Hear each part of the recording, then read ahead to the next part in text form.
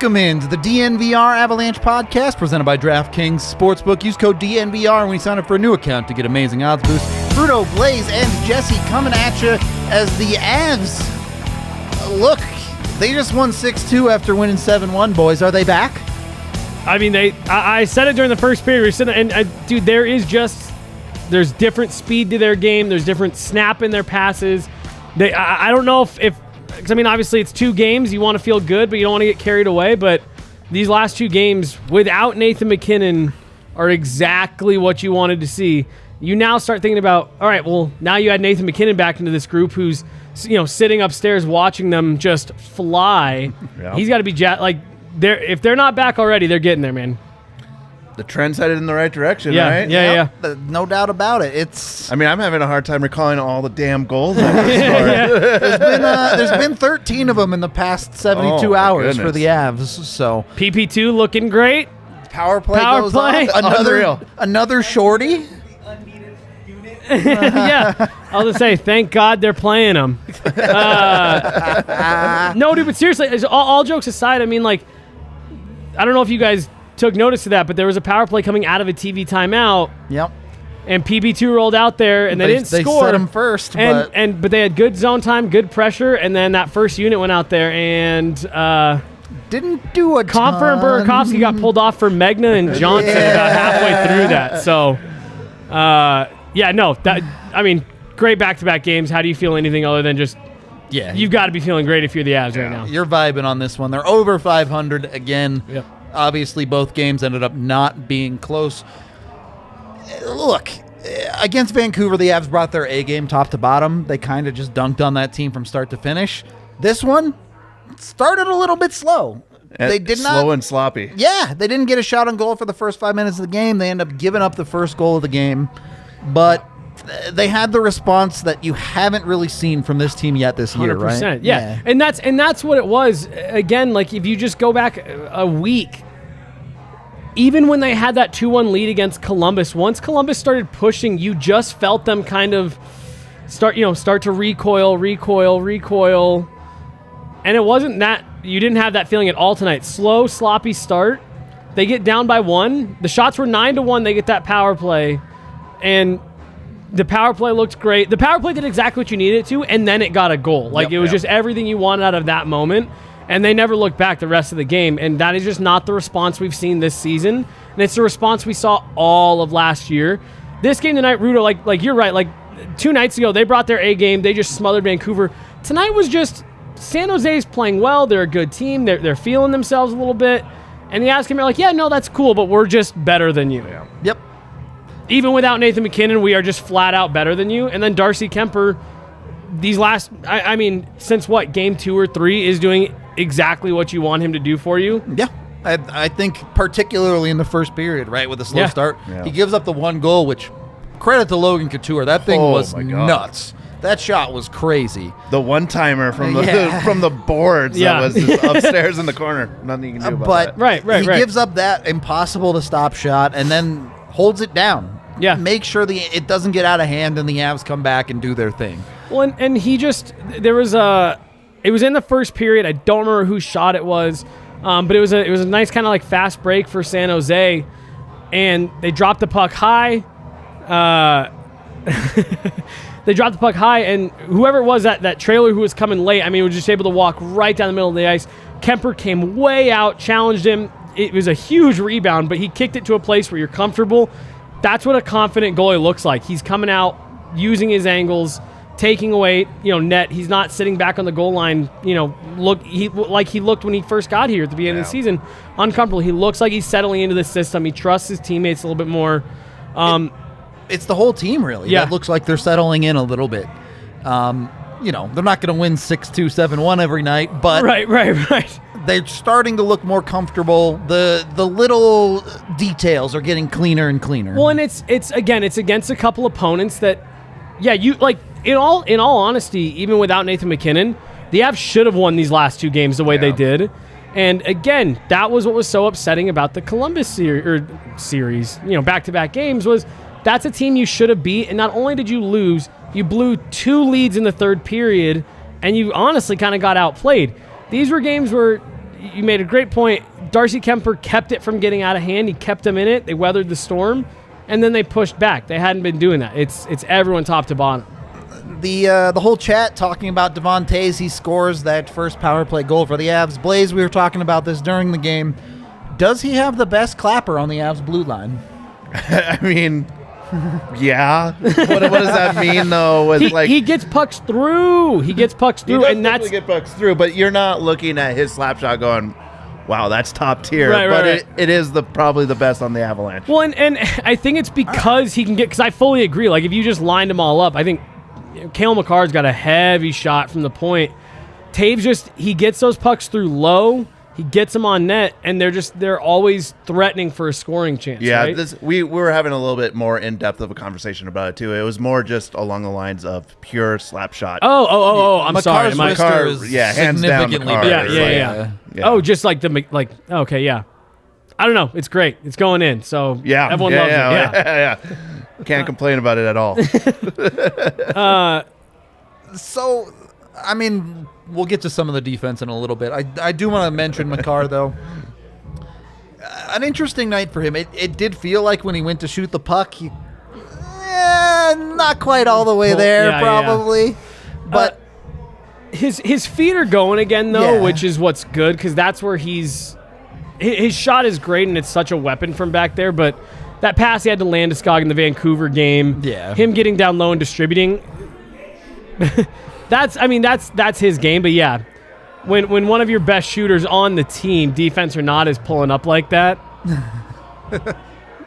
doesn't feel great. It doesn't feel great for sure. No, but it was great, guys. Honestly, like they just really do look like they are buying back in. Yep. We talked about it on I think yesterday's show.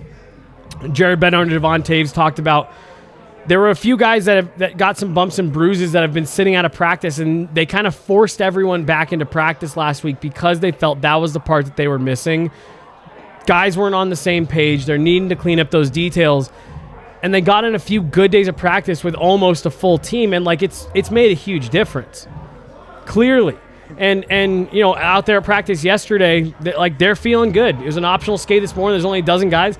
They're laughing, joking, smacking sticks around, stuff like that. Like there's just different life back to them. It's incredible how quickly that confidence can come back. Yeah. Man. Switches. And it's just they win one game 7-1.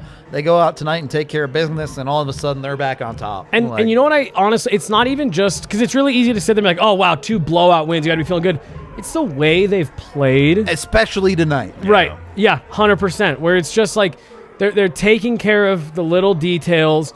Their guys are getting back. Guys are moving their feet. They're creating lanes again. All stuff they didn't do any of during the first 10 games, and that's why even those wins felt like, meh. Even we joked with that first Columbus game. We said even if they come back, you don't feel great about tonight. Even if you come back and steal 2 points, you're still pretty upset about the way you played. And it's complete opposite these last 2 games. They are just doing everything so well. And I want to park some time at some point to talk about Logan O'Connor, because we'll get to O'Connor. We'll get to a bunch of names. Kind of want to try and keep it relatively chronological here. So Blais, when is Mike Rowe going to have Aiden Hill on dirty jobs? Because Nazem Kadri left that man in a pile of filth. Oh my God! Talk about just waiting out a goalie and then just finding a nice little empty place to set the puck in. He could have probably went to his forehand and just kind of placed it in the back of the net. Slides the puck into. But even before that, like the pass that came to him, Nuke's pass, that saucer pass, that takes some touch right there, and that set the whole thing in motion. Actually, that whole play, even before that, all the way breakout, up the ice, everything was clicking on that play. Well, there's been a lot of conversation about, Nichushkin over the last couple of years. When they first brought him in, I always really liked it because I always like those buy low, kind of like lottery scratchers. And I thought it was an interesting one. And he was good enough that first year that, you were like, yeah, wow, we got our value out of this minimum player.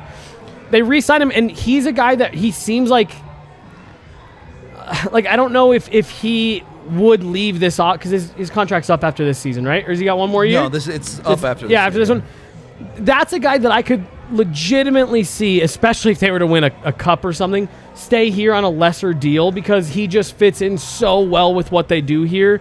That is someone who I really do think. I think he's a really good player. I think he's got a great skill set. He's got great size, but he just fits in so well that I don't know if he would be as successful within other systems around the league. The thing is, I don't think he'll be as successful, and some team's going to pay him way too much to be not as successful. Well, especially if there's cup in there. I was going to say, I actually take that back. If they win the cup, he's gone to the highest bidder. Some team's going to pay him $5 million. But that is exactly the type of guy who has an okay season. He does a lot of good things. And then he has like the Brian Bickle run where he puts up, they play 27 playoff games and he puts up 25 points or something like that. Pays him way too much. And they win a cup and he doesn't win the Conn Smythe, but everyone's like, oh, it should have been him. And he goes out and gets paid 5 by 3 and it's like, whoa. That contract looks like an anchor 6 games into the season. Yeah. But I mean, like, dude, he's honestly like he's been great for the Avs in just a few games he's been back. And obviously if Valeri Nichushkin is your linchpin between blowing third period leads to Columbus and winning 7-1, you have different issues. But he adds a different element. And so I'm going to say this at face value, it's going to sound insane. But in the same way that like Jack Eichel does in Vegas. And what I mean by that is just him slotting in there allows everyone to go down to where they should be playing. And they're playing against appropriate competition and you're not asking anybody to play up in your lineup. Yeah, it's a boon in the way that he fills a hole on the team when he came back. And then it's helping that he's playing some of the best hockey we've seen him play in his time here, which like that's great. But no, seriously, like he's showing that he is a bigger difference on this team than maybe we thought preseason when he was first put on that second line. There might be some cats, though, on those third and fourth lines. Yeah. They're looking to kind of move up the ranks a little bit as well after what you're starting to see out there tonight. Yeah.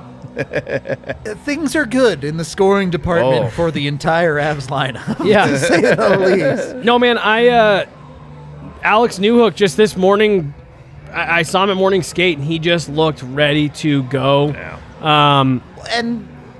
Sorry to cut you off. No. The part I love most about Alex Newhook's game tonight wasn't the goal. It was every time that dude stepped in the ice. Puck goes into the offensive zone, he's the first one to it. He was skating, he's the first one to it. Moving his feet. And again, that was what, in my opinion, was missing from when he was here last. I think maybe he stepped into the playoffs. He played really well. He got a goal. I don't know. Maybe there was a little bit of thought like, oh, easy league. Cool. I can jump right in here. And that's a little bit of what he looked like to start the season. Oh, I can just come in and be the guy I've always been because I've always just kind of sifted to the top. And he had to go back down to the AHL and remember how he plays, and he looks like he remembers how he plays. But since coming back from that... that's what I'm saying. Yeah, like now he looks awesome. like he knows, oh, okay, I get it. I'm catching up to the speed, and like tonight, to your point, like he was setting the tone on a lot of those shifts with his skating. Yeah, he was moving his legs, and it was odd. It's when the player is doing the things that they need to be doing, sometimes it's super obvious. And with Newhook, it's like, oh, yeah, okay, he's an NHLer. Right. Got it. Well, and dude, that was the thing that struck me this morning at morning skate was just the way even just like the warm-up drills, the way he skates through the neutral zone, his shot. I was sitting there, I said, that's an NHL player. Like, that is an NHL player. He's just got to figure out how to put it together. And tonight he did that. And again, moving his feet. And he gets himself in almost an identical situation as the St. Louis goal in the playoffs last year. Almost exactly the same. Right. Yeah. Just got himself to the right area. And then he has an NHL level finishability. And absolutely. And that's what he needs to do. And seriously, Blais, like you were 100% right. Valeri Nichushkin is looking great. But if Alex Newhook keeps getting, progressively better every game, he's going to be knocking on that door real quick. Yeah. And you hope that pulls, better out of that entire second line, because that's a guy that, depending on how comfortable you're feeling, you can plug him in anywhere on that second line. Yeah. Chat's talking about this a lot, so I want to get to it. JT Compher leaves the game with an upper body injury. Bednar, as I think Tiffany put the comment in chat, thank you very much, says he's not doing particularly well, but, they're going to reevaluate as they always do. Yeah, so it's not exactly clear where the injury happened. The assumption is it was that interference hit that he took. He took another shift after that, went up and down the ice pretty hard, kind of slowed up and keeled over a little bit and skated off the ice. Took one more shift where he was out there for like 8 seconds and was like, nah, can't go. Didn't return to the game. We'll see where he's at.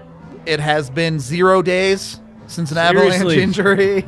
Yeah, here, can we get that graphic at some point? Just like a days since last injury, like tear off. I can definitely do that for you. Yeah, please. By the end of the week, y'all guys have it. I don't think it'll be a lot of work. I think you're going to need to make one page that says zero and we'll just be able to keep using it every day. So another injury, obviously going to be problematic. I'm sure there's something we'll probably talk about Monday and Tuesday of next week a little bit more in depth, depending on how Compher is doing. But the flip side of that is, for the second half of this game, the Avs kind of settled into a top line where essentially Landeskog was playing center, and then obviously Rantanen on the wing, and then they kind of rotated some guys through. Burakovsky was up there, Logan O'Connor was up there. Blais, how do you set the first line if Compher is going to miss more time? Oh, man, that is a hard one right now. I thought LOC played pretty well up there. I'll say I don't think it's very hard at all. Seriously. Just ride Logan? I think it's Logan O'Connor, man. Like, I the coaching staff believes in that dude, and he is getting better every single game. He's got back-to-back games with a goal, back-to-back game with shorthanded points, and that dude just, I mean, he is literally becoming a tone setter for this team with just the way he plays. Maybe it doesn't stick. I don't know. Maybe Logan O'Connor kind of gets exposed there. But for me, I'm at least rolling it in practice the next couple days. I don't know how you can say he gets exposed there right now. I mean, I was pretty dead set on him being a fourth liner this preseason, and he has made me eat some serious crow so far. Well, and again, I mean, maybe he does. I made this reference the other day. Very different players, but maybe he does kind of become your John Mitchell, where you can get away with it for 2-3 games, and then it starts getting a little too much. And then you bring him back down. Right. But when you've got this upcoming schedule that you do, you got Ottawa, you got Vancouver, you got Seattle. Teams you can definitely get away with. Right, and it's like, why not give it a look? Reward the kid for everything he's done. And now, again, I asked him after the last game where his confidence level is at, and he said that his confidence is coming. And my favorite part was he goes, honestly, I feel like I'm getting plenty of scoring chances. I need to bear down more. So, that's him saying, look, I'm getting myself there, and I'm just not finishing, and now they're starting to go in. Yeah, I mean, what you hit on right there is the confidence thing, right? Your coach puts you in that 1C. I mean, or wherever they put him on that line, that's going to build the confidence for that kid even more. Yeah. Hey, you're centering Gabe Landeskog and Mikko Rantanen tonight. Like, you see how it goes. And the great news is you've got Nazem Kadri, you've got Tyson Jost, you've got guys who played, and they used Landeskog tonight. You have an entire roster of guys you can plug in there if it doesn't go well. I think that's the great thing about the position LOC is in. You put him on either of the top two lines, and they're like, hey, man, you're third banana. Go out there and just be the extra guy. Third banana. Well, go dig pucks out, go the energy. And if you're good enough at it, you can pick up 5 points in the next 2 games. Exactly. To me, your other lines are rolling. Don't mess with it. Yeah. Put Logan O'Connor up there, and Yeah, you don't want to break apart that second line right now. No, you're not touching. You're not touching Kadri. He's vibing. All right, we got to do these victory shots. Shout out to Travis. I was ambushed by this. This is horrible. I can't. Oh, what? I mean, you don't have to do it if you got to drive. We understand. It's good stuff. Shout out to Travis from Louisville, Kentucky, who brought us this amazing whiskey that's way too good for what we should be drinking. But absolutely, cheers. After the last 2 games, we got to do some winner shots. So, cheers, chat. Wow. All right, that's really good. Yeah. Well, I mean, for whiskey. It was horrible, but it was really good. You know what I mean? It's still whiskey at the end of the day. Right. Love it. All right. So, with that out of the way, let's talk about the Avs defense. Obviously, no Bowen Byram tonight, which is unfortunate. Bummer. But that defense is back, yo. Yeah. Maybe the Avs aren't all the way back, but that defense is back. Our king of the game, Sam Girard. It was not particularly a tough decision. Yes, that's the face we need for Sammy. Perfect. Ooh. Well done, Yahir. 4-point night. The dude was a monster tonight. He set up Newhook's goal with a beautiful pass. Had a couple of other great plays tonight. And I love the 4 shots on goal from Sammy. Yeah. Yes, he's not a great shooter, but when you do that, teams have to respect it. They have to understand that you're willing to put the puck on net, and that opens up some of the passing lanes that he can take advantage of. Well, and I think he is a better shooter than he leads on sometimes because he won't shoot. he's not he's no Devon Taves, am I right? No, but when he gets into space, like he can put the puck in that. Like he's shown it throughout his career. He's scored some big goals for the Avs. True. But honestly, that Sam Girard drop pass to Devon Taves is becoming one of my favorite plays. Yeah. They got guys on it last year, a bunch. They got so many guys on it, or goalies on it. It was the nice little wrinkle tonight, right? Where he walks in a little bit deeper and then turns and passes it back instead of the straight drop. But. Yep. He gives a little bit of like an angle to it, and he does a good job of selling that walk in. And to your point, when you're shooting the puck, you force them to respect you walking in a little bit more. Yep. And that opens up that drop pass. And seriously, I think Taves had 3 or 4 on that exact play last year. So that's becoming something for them that is, something that they want to keep going back to. It's a reliable play for them. Yeah, I mean, talk about the confidence part there too. The La Tornade came out as well, which you haven't seen. Like he hasn't felt it. These last 2 games, he's been... You've gone, oh, right, this is Sam Girard. I remember now. Yeah. No, he does. He looks good, and that's the thing with all these guys. Like, they know when you're playing at that level, like, when your game is lacking. Yeah. And that's the tough part, right? Like, that's what separates the great players from the good players is how, are you able to overcome that? And that's what's encouraging about these last 2 games. They're showing that they have the ability to overcome that stuff. Yep. Definitely. It's it feels like it arrived a little bit later than people wanted it to. Yeah. Certainly later than I wanted it to. Yeah. But it feels like the Avs are getting there now. Yeah, and look, trying my hardest to not turn this directly into an excuse. There have been several legitimate things that if you look at the beginning of the season, it's like you haven't been playing up to your standard. But as we learned this week, they've had very few practices where everyone's been there. Yep. They've had even fewer games where everyone's been there. Every game for a while, you had a different line. I think this was the first. And actually, no, Byram came out. Yep. I don't think they've had consecutive games where they've run the same lineup twice. Maybe there were like 2 games, like game 6 or 7 or something. Maybe. But they haven't had a fully healthy lineup yet. Right, and I think this was seriously the first game where the forward core stayed together from one game to the next. And then Compher gets hurt Compher's out. Yeah. And so you're going to have to shake it up again. But like, the good part about what you're seeing is that they are remembering who they are, what their system is, and what they're capable of. And that was what got them back into that Dallas series 2 years ago. It was Nathan McKinnon and the boys. Like, it was just Nathan McKinnon and then everyone else. And they pushed that to 7 games because they stuck to their identity. And when they're doing that, that is why, a few games ago we were talking about, is Jared Bednar on the hot seat? You see these last couple games, it's like, that's why, in my opinion, he's so far from the hot seat, because when this team is bought into what they're doing, honestly, they are deep enough that you can weather a few injuries and still just beat teams into the ground because your depth is just that good. And if you're playing consistent, there's only a handful of teams that can stick with them. Absolutely. I mean, if you're not aware of like his coaching tenure, seriously, he's won at every damn level, like except for the NHL. Emphasis on every, like literally down to like squirt hockey, like mites. He's district champions. Mites. Yeah. Like everywhere he's gone, he's won whatever the highest championship level is, and he's never done it in his first couple. Well, I mean, I take that back, but it doesn't happen his first couple of years. the fact that he took this team from 48 points in a season where he had every excuse to be like, not my fault. Yeah, pack it in. Let's go. He owned it. He wore that, and they've never looked back.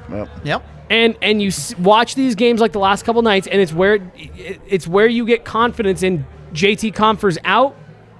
Who cares? Yeah, next man up. Let's go. And after Game 10, that was the question. The question was like, Jared Bednar is a good coach, but can he continue to motivate this team? Right. And the last 2 games, the answer has been a hard yes. and seriously, I tweeted this out, I think, yesterday at practice.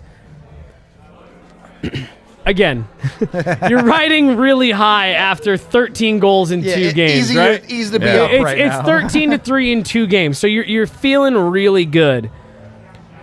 But what you're feeling better about is that they looked the way that you've expected them to look. And that's the stuff where you say that you're not going to have it every night. But as long as they remember that they can play like this, and that's what I think these last couple games have done.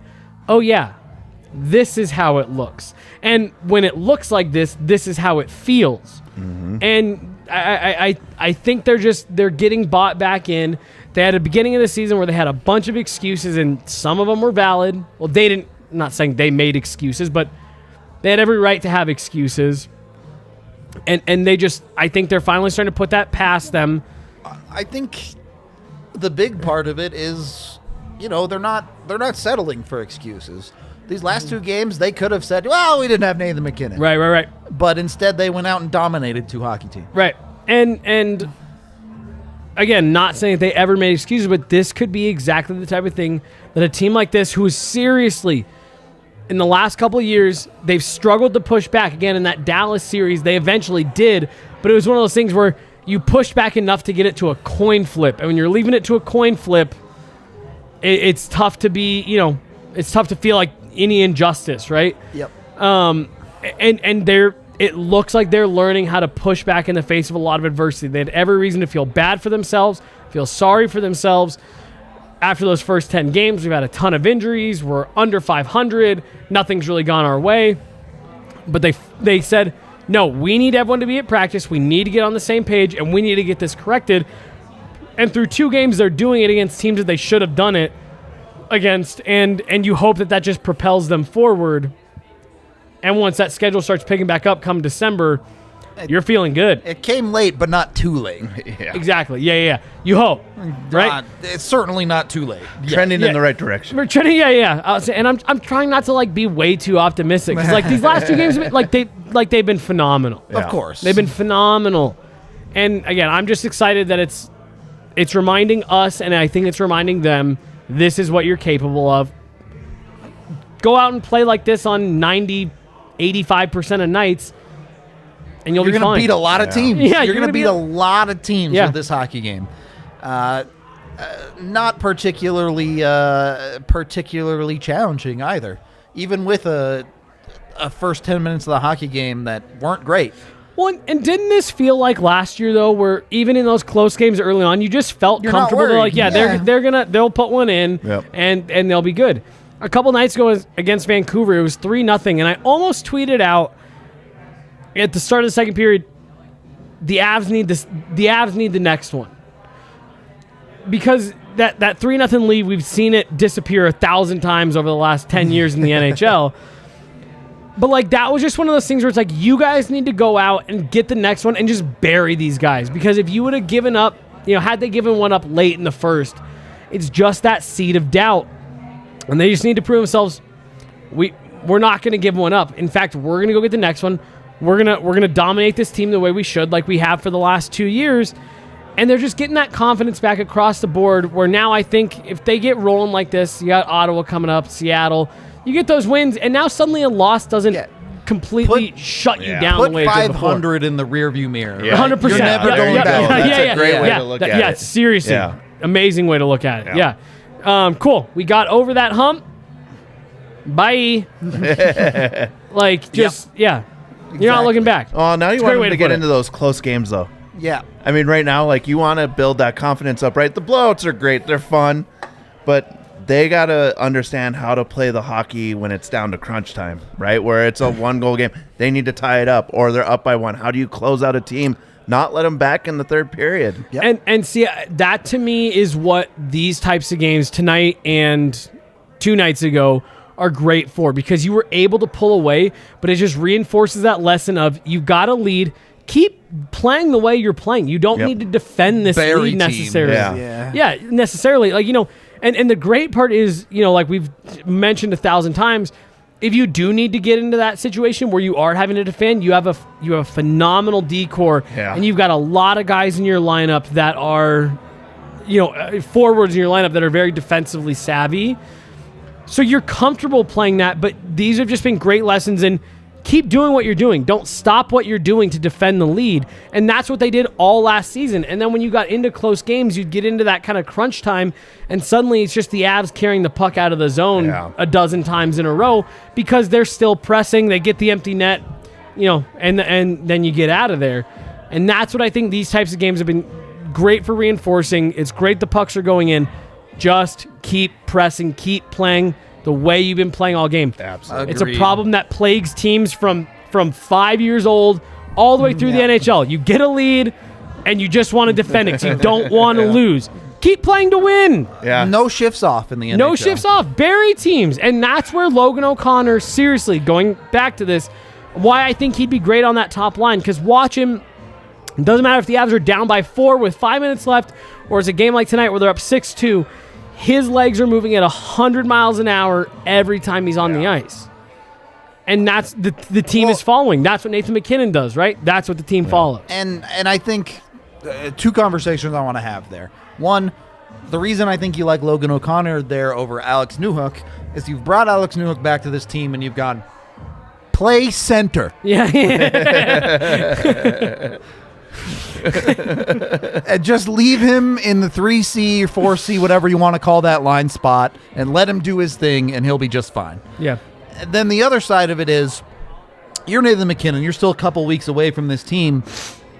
And a lot of what it felt like with MacKinnon before he went out with injury is he trying to do a little bit too much? Yep. 100%. You see the team without him go win 7-1, 6-2, and it's like, oh, all right, this team's okay without me. and so I think there's 2 things to that. One, I 100% agree that he was trying to do too much. I'm going to come back to that in a second.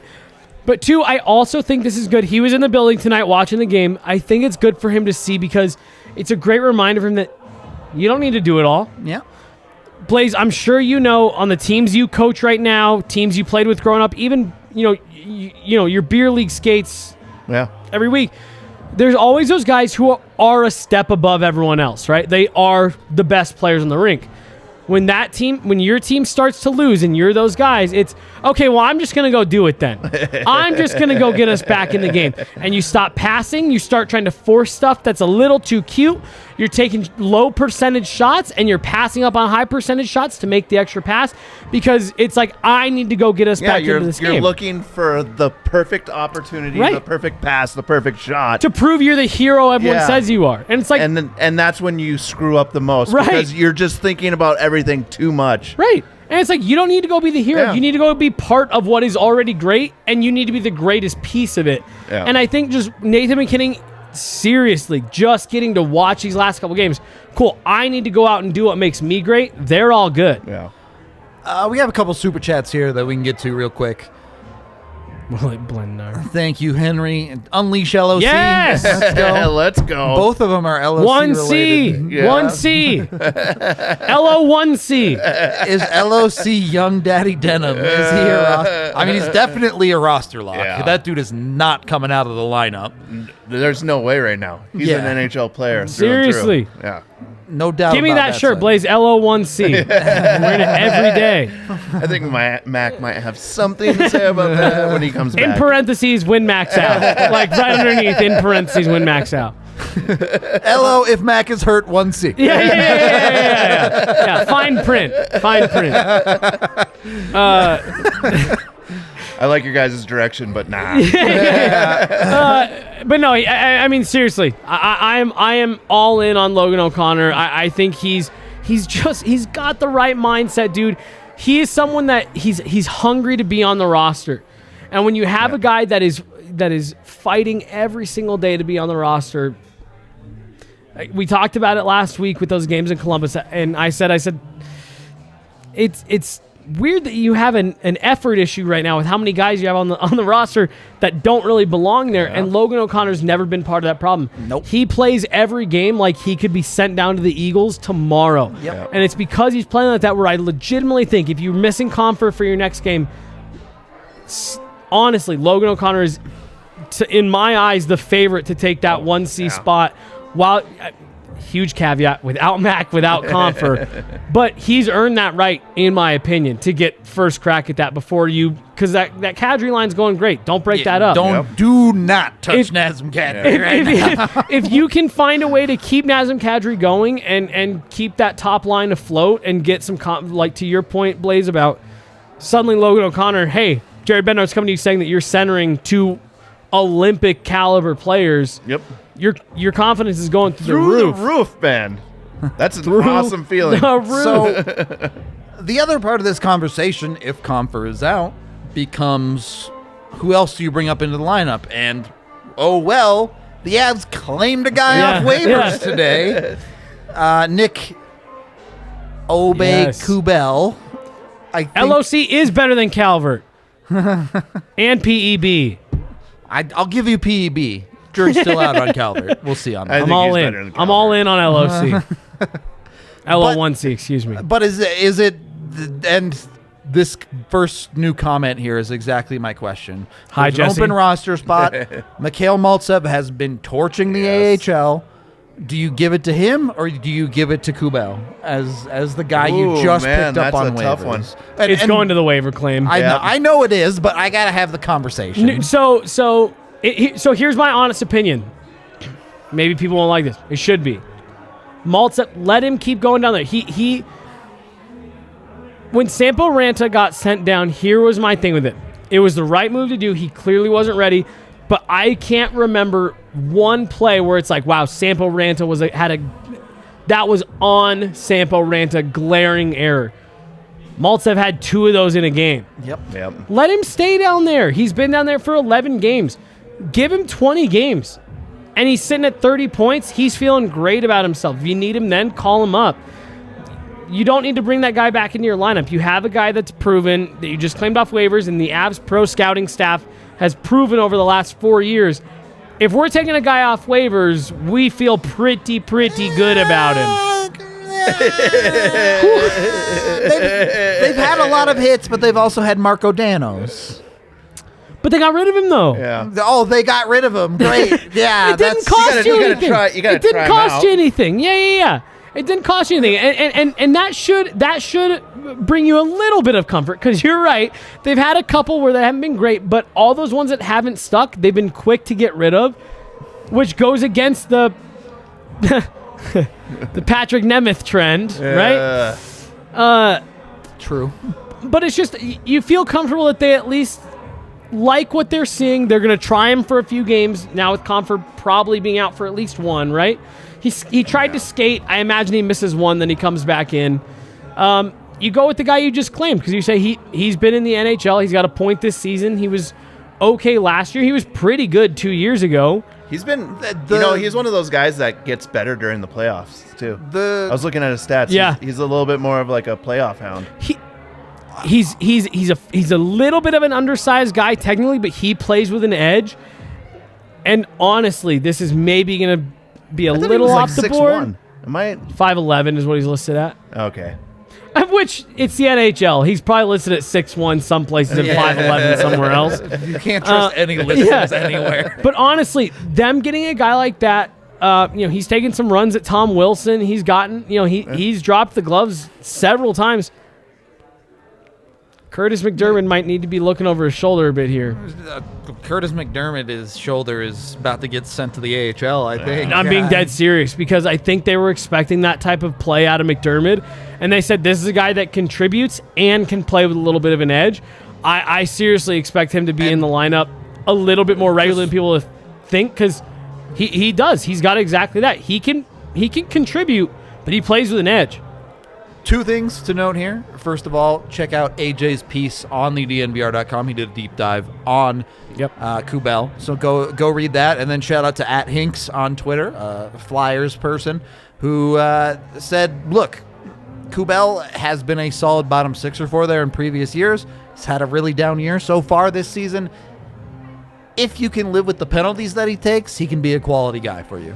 And this is where genuinely, and maybe this is like way too homer, but I think this is what you've seen out of some of these waiver wire pickups of the last couple of years. If you go based off these last 2 games, this is the standard this team sets. And all that stuff that came out post-game podcast. ain't nobody talking about Groob in the chat tonight. Yeah. How's that game going? Has anybody looked at the Seattle-Minnesota game? Let me take a look while you're talking about this. Pittsburgh threw my Super Saturday slate. No, were you perfect until then? Yeah. Detroit pulled it out for me, and I was like, "This is going so well." You actually convinced me to take Detroit. I was about to pick against them. I was like, you know what? I'm going with what Rudo with what Rudo had tonight. And Pittsburgh loses to Ottawa, right. man. What is it? Wild scored 4 goals on 22 shots To beat Seattle. What was the final? 4-2. I just Grew struggle life. I just don't know. I was watching that expansion draft. I said you had a team out there that could have gotten you into the playoffs in year 1, and you could have maybe caught some of that Vegas, misfit. Picked a bunch of randos instead. Well, and they picked a bunch of guys that were like AHL tweeners, and it's like these aren't like prospects that are really high end. These are prospects people were fine with losing. I just don't get what they were doing with Making friends. Trade Girard people are in shambles tonight. All right. I don't get that, dude. Unless it's for William Nylander 1-for-1, I just don't get that. There's going to be longer stretches of like really bad things happening and like a bigger trend, right? I think there's a snap judgment. I don't want to put anyone down. Recency bias. I love all sports fans so very much, and I truly believe that casual fans are the most important part of growing hockey. 100%. But a lot 100%. of new fans don't understand the value of a defenseman in the NHL. Defensemen are just at a premium compared to forwards. It's just a fact in the league. High-quality defensemen are unbelievably valuable compared to forwards. Well, and as an Avs, like if you're an Avs fan, you've been spoiled with your defensemen. entire life. No. Hold on. Save for 10 consecutive years of just a black hole on the blue line. Like, that's part of the reason why this feels so good, because for literally 10 years, it was like bury your head in the sand embarrassment of the NHL, like of a blue line. And Jesse, I'm gonna need you to calm down. Please don't eat that microphone. Lean in. He's leaning in. I'm sorry. Peek it out. Peek it all the way out. My whole thing with Girard is like I really do believe that how dynamic the Avs top 4 is what makes them such a special team. When especially with the emergence of Bo Byram this year, Byram, McCarr, Taves, Girard, there is no team in the NHL that can even come close to competing with that. They are the best defense in the league, hands down. Well, unless you're one of the guys that still believes that you need to be big, heavy bruisers on the back on the blue line. So seriously, my whole thing is when those guys are all going, right? Let's say you take them all on, maybe not their best night, but when they're having a good night, name one of those guys that isn't extremely defensively savvy. You can't. Like, those guys are not bad defensive players. They're smaller, and I mean, Bo Byram's 6'1". Are they even? Right. Girard is small. Girard's the rest small, of them aren't that small. And they have such great offensive ability that you can forget that all 4 of those guys that I just listed are really good defensively. And then you've got Eric Johnson, Ryan Murray, who was a lot better tonight, looked like the healthy scratch, sent a little bit of a message. And then you've got Jack Johnson, who has played above what your expectations were, right? I'm not going to go as far as say, like, great, or he's Jack Johnson. You're He's not Jack expecting Johnson. a ton out of him. He's Jack Johnson, right. The Avs' worst defenseman tonight was Ryan Murray by quite a bit, right. in my opinion. And those 3 guys I just listed on a bottom pairing, you can live with any of that. Oh yeah, for sure. But my whole thing is you roll your third line out. Let's say you're on if you're on matching with a third line on third line, you throw Sam Girard, Devon Taves out there, you have the two best offensive players on the ice. That D-core is what makes them so dynamic. If you're trading for Jack Eichel, William Nylander, I have a hard time naming too many other guys. Top line players are top line players, right? Right, but that's what you trade Sam Girard for. Other than that, I'm not moving him. No way. All right, the hate of slander in the chat needs to stop. That dude was solid. He was solid. I don't know if he was top pairing solid for as long as they played him there, but he was really good, yes. All right. So, a couple other things. First of all, someone mentioned Sean Barron's in the chat. Keep your eyes peeled next week. A little something on him. Just throwing it out there. Look. By the way, Justin Barron's still coming. Yeah. You said Barron's. You got Barron's, Hellison too. It's like this D-core could be dumb. The Avs genuinely, 5 years from now, we could be talking about the Avs as the best team drafting defensemen in the league. It was Nashville for the longest time, right? Weber, Suter, Ellis, Girard, Yossi, Girard, and the Avs took Girard and like, cool, we're taking Girard and that mantle. Like that's us now. Yep. We're sick. It really did. It transitioned to the Avs, and yeah, all right. Look, it's easy to hit on Makar and Byram as 4th overall picks. You're going to get an NHL defenseman out of that, but you're starting to see more and more them find quality in guys that, as Chad has been talking about, the Avalanche fans that lived through the first half of the 2010s. Brad Stewart. Let's go. They've realized extension before he even played a game. You don't need to chase the veteran D anymore in the NHL. You can play the young kids, and they're pretty good. You guys know the Coco gif where the mailman has his jaw fall off? That was me when they signed Francois Beauchemin. Yeah, that there were so many good D on the free agent. That was one of the last truly deep free agent classes for defensemen, and they went to the 14th best guy on the list. Well, and you find out after the fact that it's there were a ton of teams in on Beauchemin, but the Avs were the only one that was willing to give him 3 years. The Avs were the ones that were willing to give him way too fucking long, and they're gonna have to buy him out. Yep. So, for just to be historically accurate, the first 60 games, Beauchemin was actually pretty good. He's all right. And then he fell off a monumental cliff. The first 60 games of a 3-year contract. Of a 200-plus game contract. Yeah. He was passable. I didn't say it was a good deal. Thanks, Kale. And since we're talking about contracts, how brilliant does the Logan O'Connor contract this offseason look right now?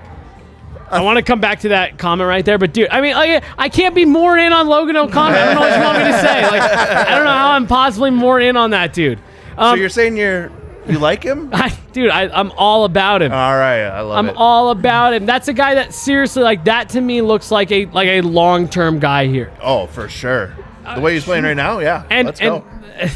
This is gonna, but I mean, he seriously, with that work ethic, if he actually starts finishing that, finishing his opportunities, not in the near future, but that's a guy that I could see seriously being a future 2C. Maybe not on a cup contending team. Yeah, I'm not sold on that. Yeah, well, I'm saying if he keeps progressing the way he is, like I said, I'm not saying at any point this season or next. It's been a hot 4 games. Let's slow down. Is LOC better than McKinnon? Not yet. Has he worked harder than McKinnon this year? Yeah. Oh. And McKinnon's the ultimate tryhard. And that's kind of my thing. He's been fantastic these last handful of games. But you go back 2 seasons to the bubble. He slotted into the lineup, and he hasn't left. He had a small injury, and he was a 13th, 14th forward in the bubble. He was not the first guy to come in after injury, and he's now a key guy for the Avs in that bottom six. And I guess my whole point, and like I said, that's like reaching like crazy. Yeah, I know, me too. But you miss your own wild takes. Yeah. And I stand by the 30 goal for Burakovsky thing. If he would have stayed healthy, I would have gotten there, or he would have gotten there, and I would have looked like less of an idiot. But like seriously, Logan O'Connor, I'm not saying he'd be a 2C on an Avs team, but like if he keeps progressing the ways, by the end of that contract, the Avs win a cup. He could go to a team that's kind of rebuilding and seriously slot into a top 6 role, kind of in the way that we were talking about Valeri Nichushkin earlier, where some team would pay him like, hey, come be our second line center. I don't know. He's got a ways to go. This is all based but is on... his ceiling there, Rudo? Do you think his ceiling is way higher than I thought it was 3 and months that's ago. that's my point. That's my point.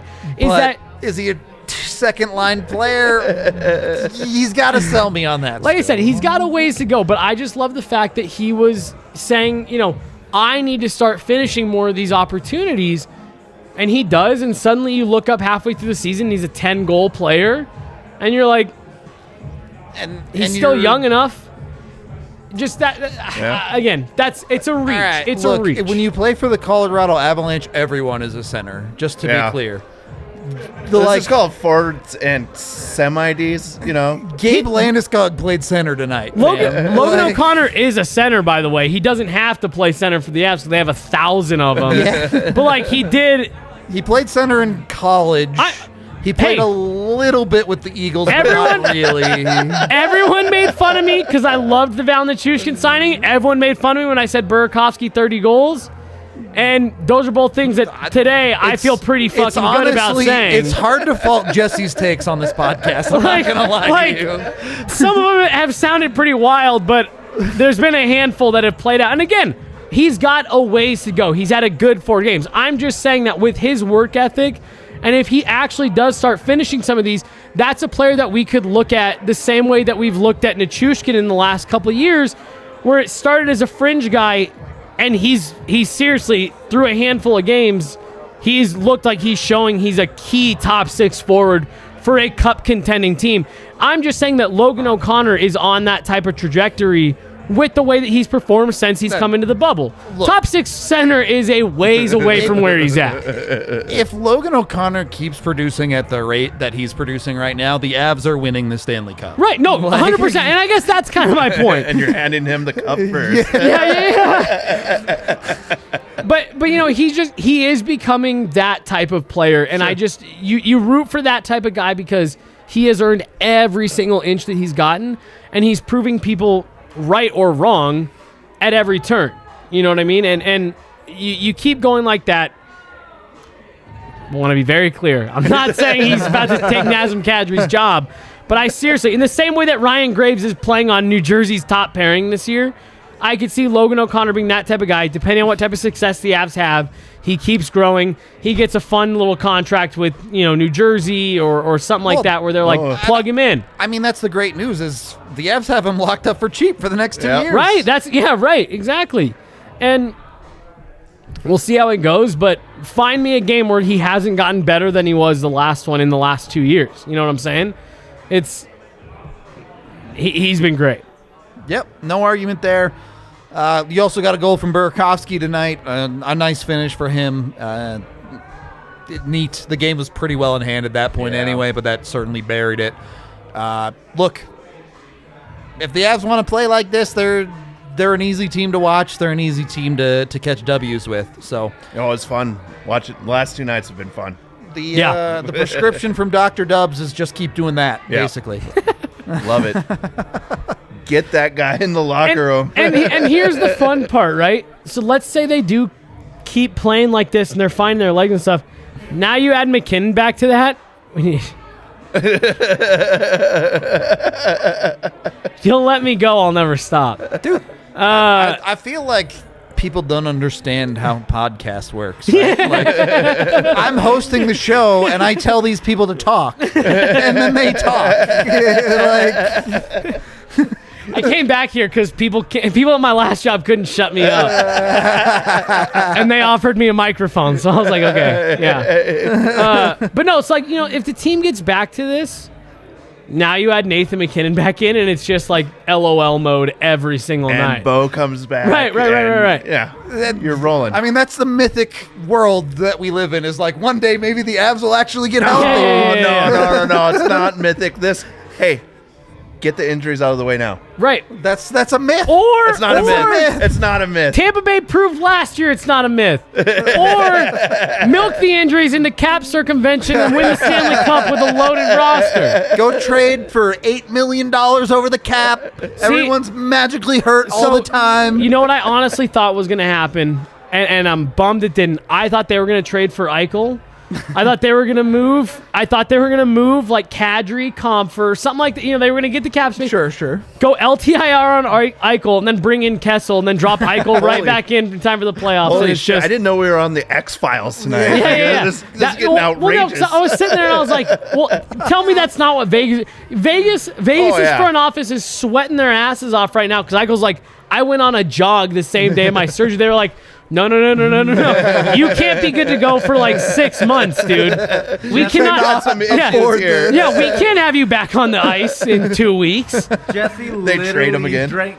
Jesse drank a shot of whiskey. I'm not drunk at He all. was at the game. I'm just hyped up. The thing is, like, he drinks that shot of whiskey and it all comes out. He's like, oh, let's do this. I'm ready. Let's fucking go. This has nothing to do with alcohol. This is all just how well the Avs have played for the last 72 hours. I am jacked up, Hype dude. train. Seriously, it's out of control.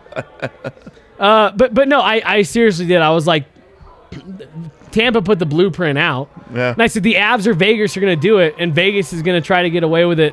What are they're over by 3.5 million or something? More? Dude, if that 5? roster's fully healthy, I haven't looked at it since, but Stone, Pacioretty, and Eichel. Yeah, I think it's somewhere. I that think they're puts you 3.5 over, to 5 mil. way over. If Eichel really is getting back that quick, they're going to have to make a cap dump. I still don't see them rushing that though.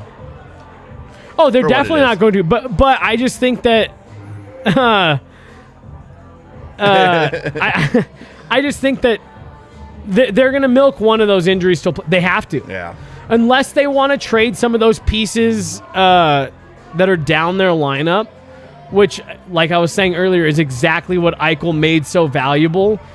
Unless you're going to start tearing that down this season, Riley Smith, you're going to need one of those guys to stay on LTIR until playoffs. Yeah. You have to, per the rules. Yeah. Like, you can't make that work any other way. So that's going to be really interesting to see. All right. Let's wrap this thing up. Yeah, I was going to say, sorry. Any final thoughts we got? I don't think anyone wants to hear anything else from me. Final thoughts, Jesse, go. All right. I guess we're done then. Chat, hope you enjoy the rest of your Saturday night. Big win for the Avs. Hopefully they keep it rolling. Got 3 days off. So we'll be back Monday and Tuesday, probably talking about Kubel, probably talking about the Avs injury situation. We'll talk Definitely to you, talking about the Avs injury situation. Yeah, well, that's always ever present. All right. Until then, we'll catch you all later.